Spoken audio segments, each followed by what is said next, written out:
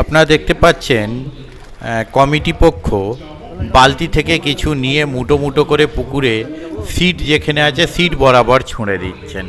দেখুন ভালো করে বেশ লাড্ডু পাকাচ্ছেন, লাড্ডু পাকিয়ে তারপর ছুঁড়বেন। এই দেখুন লাড্ডু এখনও জল দিয়ে মাখা চলছে, মানে বালতি ভর্তি লাড্ডু মাখছে। কি মাছ ধরবে কে জানে। তো দেখুন মেকেই চলেছে, বড় মতো লাড্ডু পাকাচ্ছেন উনি, একদম পাকানো চলছে। এই দেখুন ওদিকে আবার অন্যজন হাঁড়িতে করে চার করছেন।